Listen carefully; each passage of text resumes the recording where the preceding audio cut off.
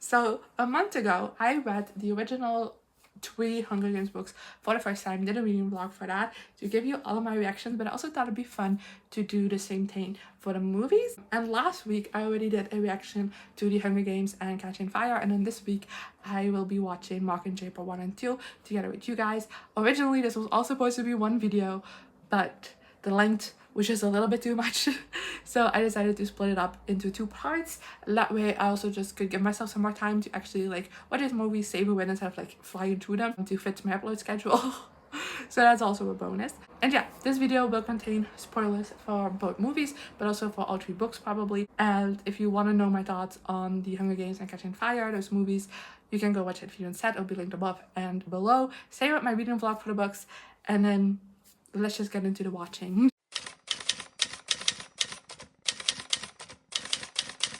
Hi, how are you doing?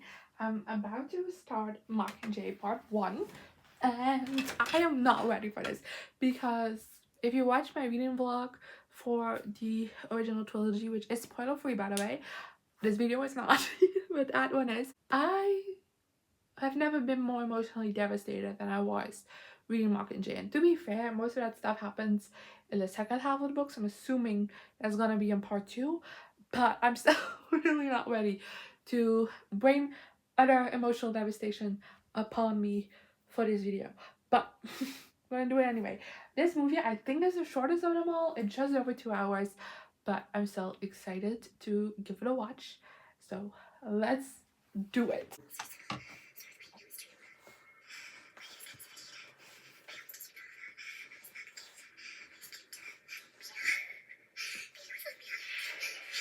Oh, we're starting intense. I wish you was dead.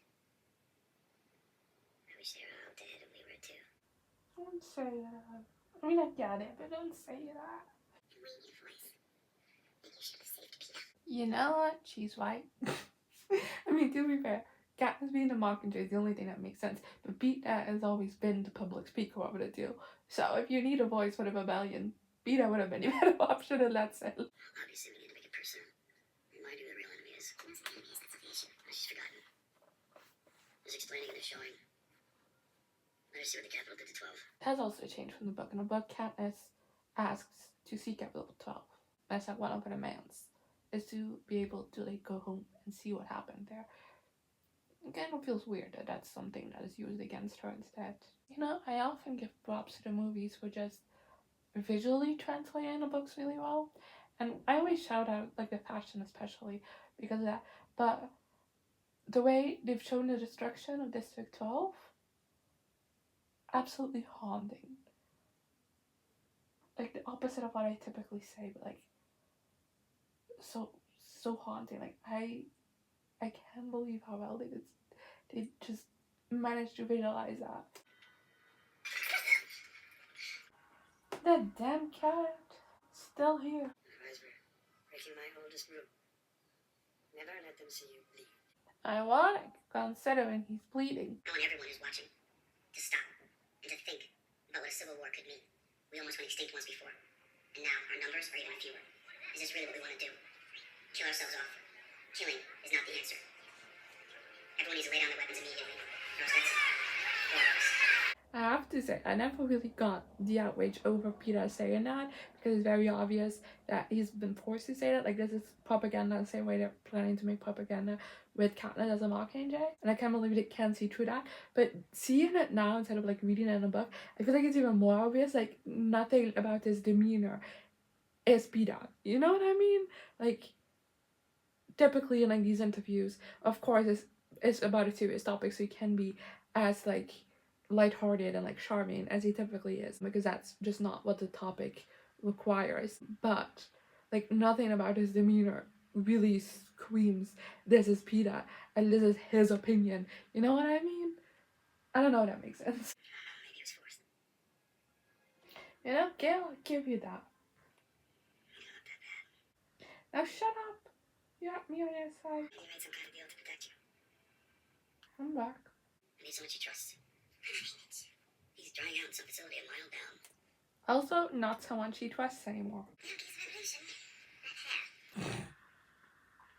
As he really is an icon. Thank God they kept this in a design. Why is it black? There he is! That, my friends, It's how a revolution dies. You have him water.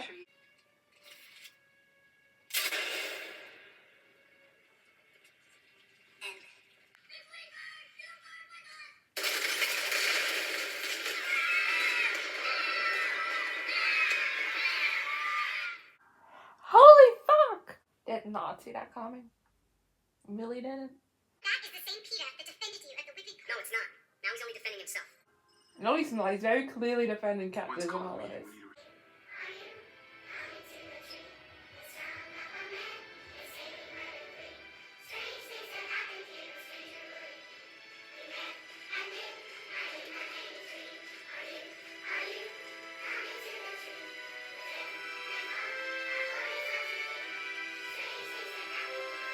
I have like actual self right now. Tonight, we received reports of derailed trains, of granaries on fire, and of a savage attack. Oh shit, you don't even watch. Okay, talking about changes I don't like. They're still being evacuated. The attacks have already started. No, like in the book, it's such a big deal that Peeta was able to warn them because that means that everybody got like evacuated in time. Like his warning is literally the difference between them, like this and I kind of hate this change. It's like the first change I actively hate. And I hate it with a bit because it changes so much. Like the reason why they're all like pro Peeta now is because, like I said, he's the difference between this happening and them all being safely like completely down there, bunker town, no issue. That Peeta's the difference. And I'm sure this is gonna be like, oh, for Peeta we could have prepared at least a little bit. But like, this is barely a difference, you know? I hate that so much. Also, tiny change again that I don't hate as much, but I do dislike as well, is that in the book, Katniss is one of the first people to get down there. And she, like, because she's one of the first people to kind of like keep her mind busy, she gets all their shit in order until her mom and Prim are able to come down. And that ends up being exemplary to like all the other people arriving in the bunker because they see Katniss as a leadership figure, and because she's so calm and like doing the things she's supposed to, following procedure, is also making the other people calm and following procedure. Why am I struggling with that word so much? And it's kind of like a great sign of Katniss's leadership in a way that, like, on a scale that we haven't seen before. Like, we've been told about, like, everybody will follow you whatever you'll do, which is why I have to be a Mockingjay. But I feel like that scene in the book is like one of the first times where that is like very clear that yes, people will follow Katniss and whatever she does. Like, if she's calm and collected, if she's doing all these things in the way she's supposed to, will be calm and collected and will do all the things that in the order that we're supposed to do them. And by having her arrive like pretty late and like panicked and everything and frazzled, I feel like that's taken away from that. And I feel like especially in like the latter half of Mockingjay, which is probably going to be the second movie, I feel like Katniss's strength as a leader kind of comes to the forefront a bit more as she's accepted that role to be able to, you know, obtain her, but like to be able to do what she wants to get out of this thing, if that makes sense. So that was a great kind of like precursor to what's to come, and by taking that away, I feel a little disappointed. Can I just say what the changes made to this whole like attack scene? I was very worried that they were gonna exclude this as well, Katniss playing with the cat, which she in the book does originally to provide some levity for Prim, but ends up being a moment of levity for like everyone, to the point where the cat becomes like a hero underneath these people.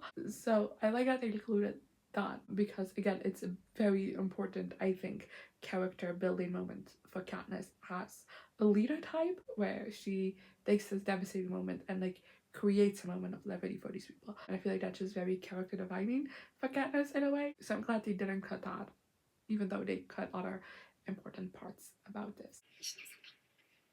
We have 8 extra minutes of civilian evacuation because of Peter's warning. See, they still included that, but then they didn't actually show it making that much of a difference. Like, they basically started evacuating everyone, and then they were like, oh shit, they were attacking already. I don't know. It just is not matching up with what we saw, and it's frustrating me.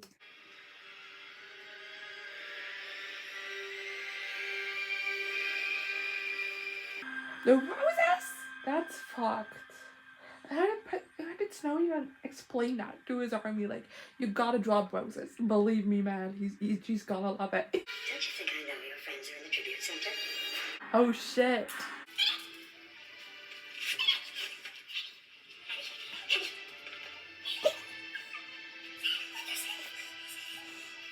He's in there. Gas we used on the guards knocked him out too. It's wearing off now. I'm not ready for this part.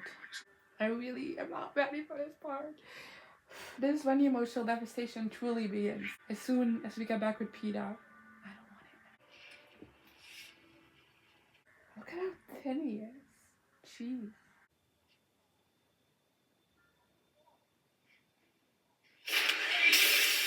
I knew that was coming, and still jump scared me.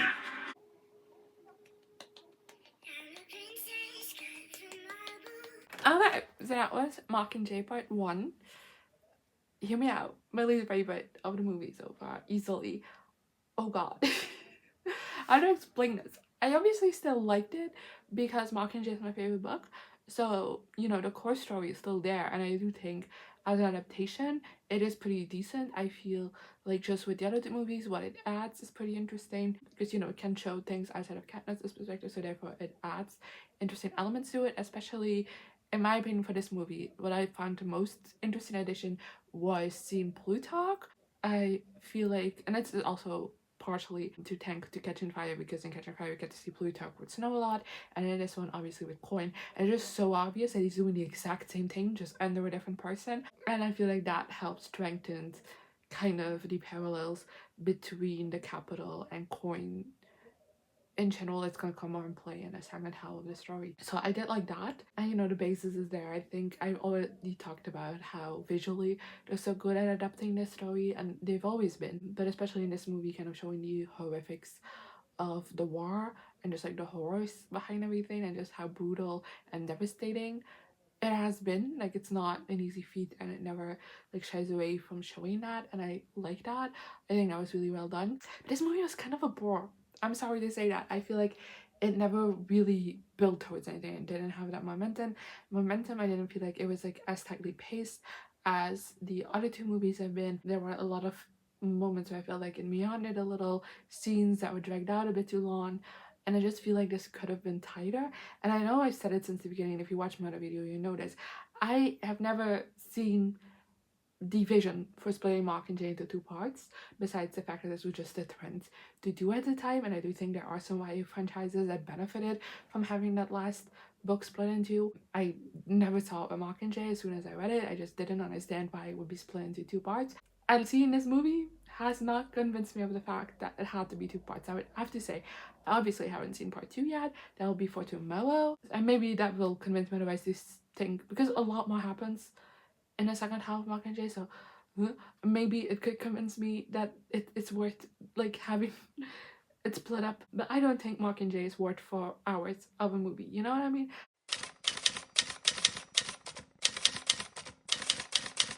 Hi, it is the next day, and as promised, I'm watching Mockingjay Part 2 today. This will bring us to the end of our wonderful Hunger Games watch along. I wasn't the biggest fan of Part 1, as you just saw. I did write my review on Letterboxd and like read some of the other reviews as well while I was there, and I did notice that Mockingjay Part 1 is most people's least favorite of the franchise, so I feel validated with that. Now, I don't know, I haven't looked up reviews for the second part yet, so I don't know how this is gonna go. All I know is that I almost cried the entire way through like the last chunk of Mockingjay the book, so it's gonna be rough for me. I have a feeling. But yeah, let's just again watch it together, and I'll give you my thoughts at the end of this. I literally just started. But why Prim? I mean, in the book, the whole reason why they're sending someone is, yes, to check with someone he knows, rather than the strange doctors from District 13. But They also like very clearly looked for someone that had zero connections to Katniss, at least in Peeta's mind. This is just endangering Prim because I know they won't do that, and I know they probably will go with like the way it went in the book with like a different character. But in all realities, this should have endangered Prim's life. Like he should have reacted badly to Prim because he's reacting badly to Katniss, and Prim and Katniss are connected in his mind. I assume even inherently, I think the first thing probably Peeta thinks of when it comes to Prim, even in just like his regular state as Katniss. So this I hate.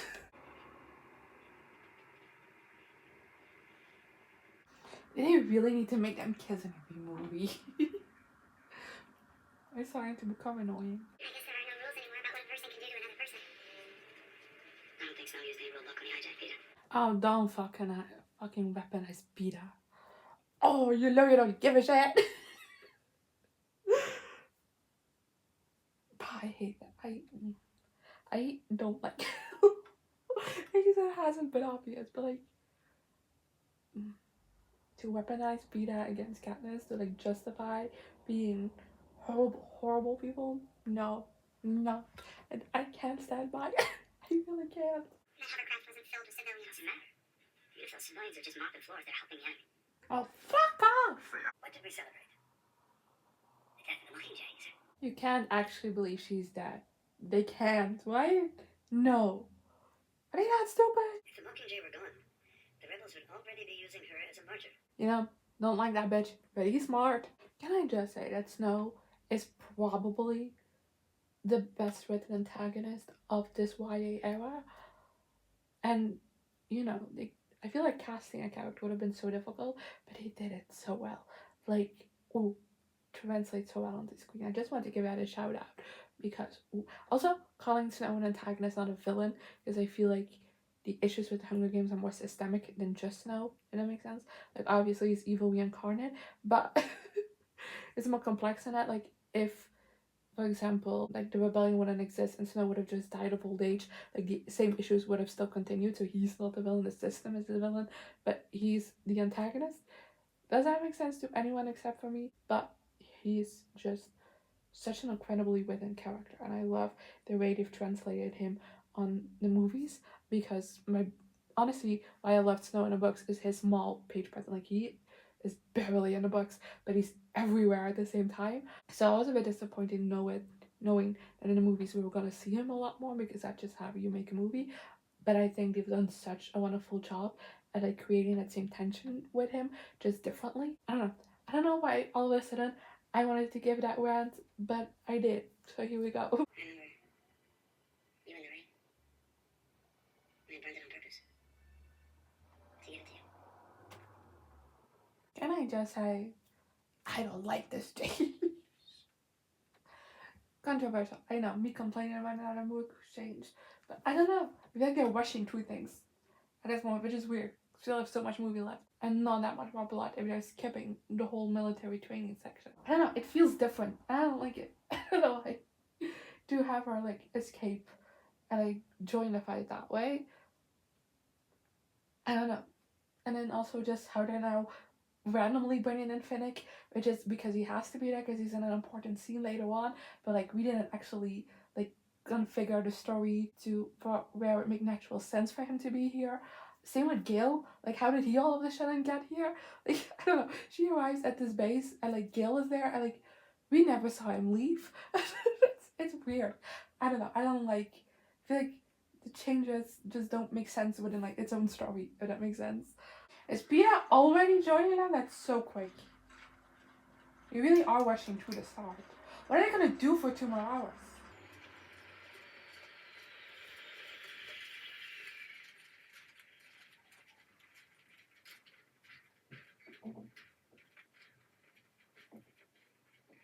Yep, that's Peeta. We barely have any blood points left. These movies always manage to jump scare me. I always know what's gonna come. I don't know how they keep doing that. Can I just say, at this point in the book, we're ushering in the finale. We're not even an hour in the movie yet, and the movie is 2 hours and 60 minutes.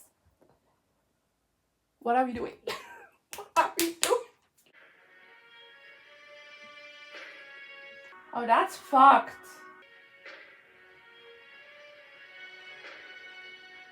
They're showing their deaths like they did in high during the war. That's so fucked. So hard. I mean, the whole thing is fucked. But like, that's double fucked. Oh my god. Look, I get it. Look for whatever your fucking thing there. I mean, not that bad. This is already.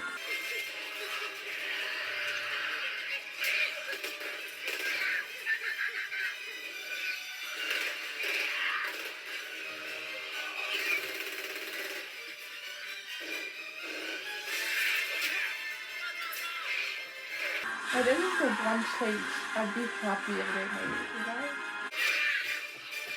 They won't make it.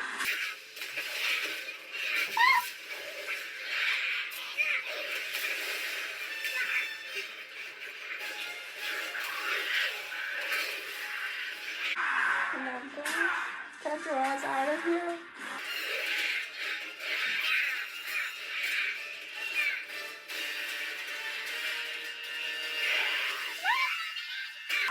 Oh, that's brutal.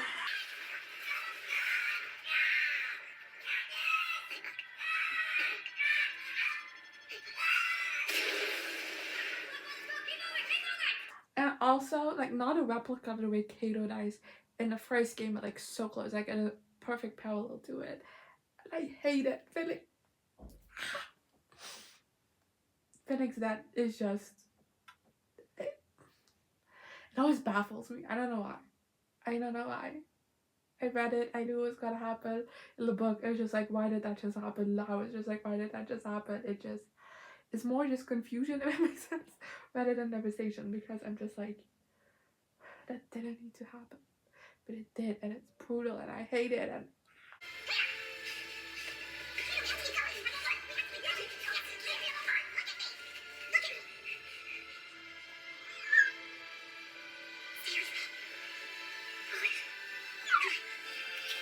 that felt personal.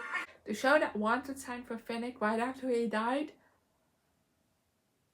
I mean, that just, it's uncalled for. You didn't need to do that. To all capital citizens more than a half mile outside the city circle, I am announcing a mandatory evacuation. Come to the mansion. I am promising you shelter and sanctuary. All refugees, come to my home. There you will be provided with food, medicine, safety for your children, and you will have my solemn oath to protect you until my dying breath. I have to say, I didn't realize in the book, but watching this back now, this must have been the moment he kind of knew it was over, because this is putting a target on his back, and he knows that. There was no way Snow wouldn't know that inviting basically the entire capital that's still left under one roof wouldn't make a massive target. Like, he knew this was the end, right? He has to have known. He's way too smart for this. Bring your children forward. The gates will open momentarily. Oh no, Children will be received first. Stay back. what's happening? The gates will open momentarily. The children will be received first.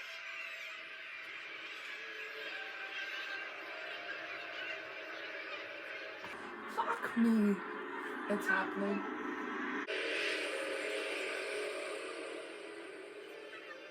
What's happening?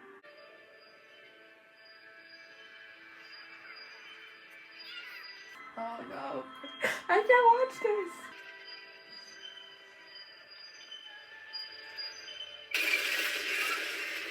That's not even the worst part, believe it or not.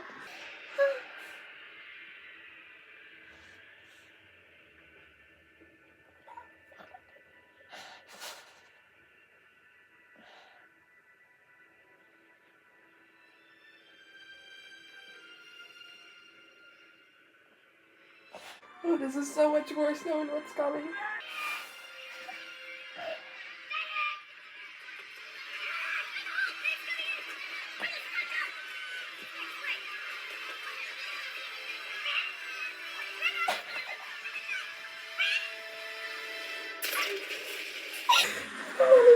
I know.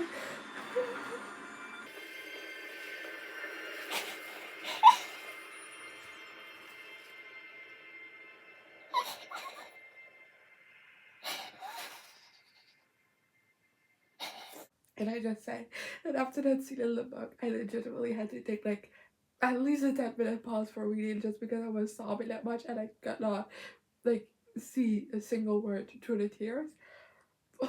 So at least it's a bit better now. She's given a lot of arrows. That's weird. She's supposed to have one. Like generally Katniss having one arrow is the most symbolic part of this whole thing. Her having multiple makes zero sense. Why did they do that?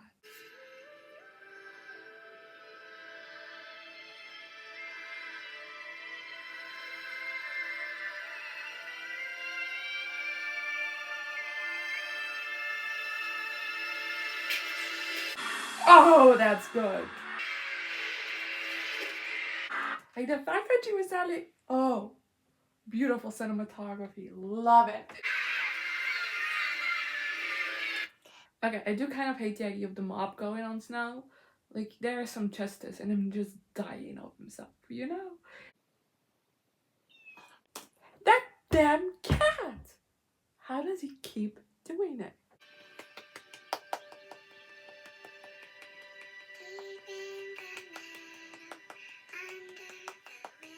Alright, so finish part 2. Still don't get why they split it up. I hate to say that because I definitely enjoyed this part much more than part 1. And it flew by. I was really scared that when they were like flying through the plot and like the first chunk of the movie that like the middle was gonna be such a bore. Wasn't that? But I do have to say that it's mainly because they really made an action movie. You know what I mean? They made a war movie. They focus more on action scenes and plot, which I think is a shame. As much as I did like this movie, but I feel like we just rushed through the plot.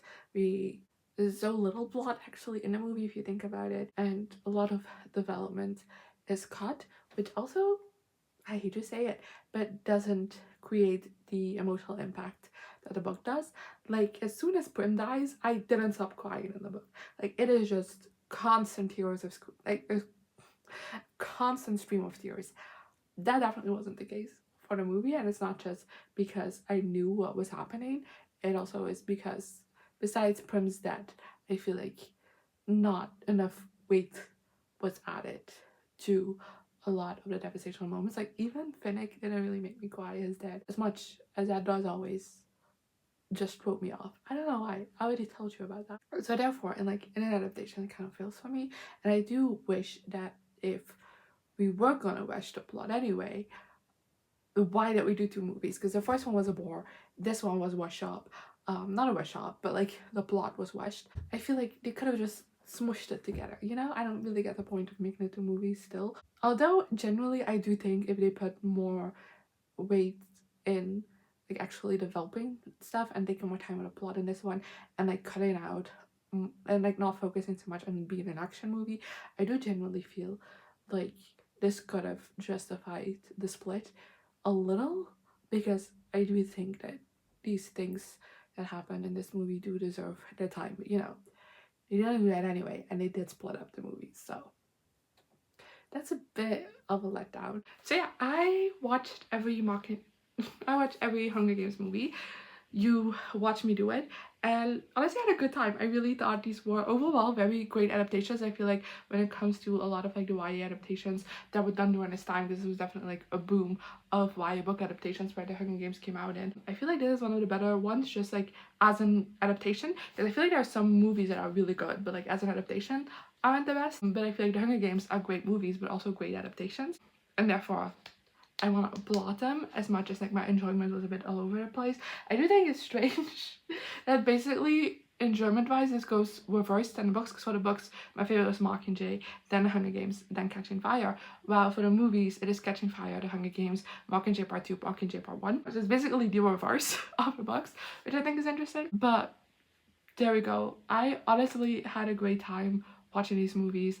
I just generally, more so than the books, I genuinely can't believe I've never watched these before, because I definitely were my alley at the time. I don't know why I thought they weren't, but I had a really good time. I hope you did too. My next Hunger Games related video will be my reading vlog for the Ballad of Songbirds and Snakes. I'm quite literally pressing record on that after I finish recording this one, so look out for that. And then I think I might do a separate Come Watch With Me for the movie of this book as well. Originally I was just gonna include like a small review at the end of that video for the movie, but I think it might be more fun to also do a Come Watch With Me for that movie, to also have things more complete. So let me know in the comments what you think of that idea, as well as just what you think of these movies, and I'll see you next time. Here I am again, the same old situation. Why does the God thing have to be so complicated?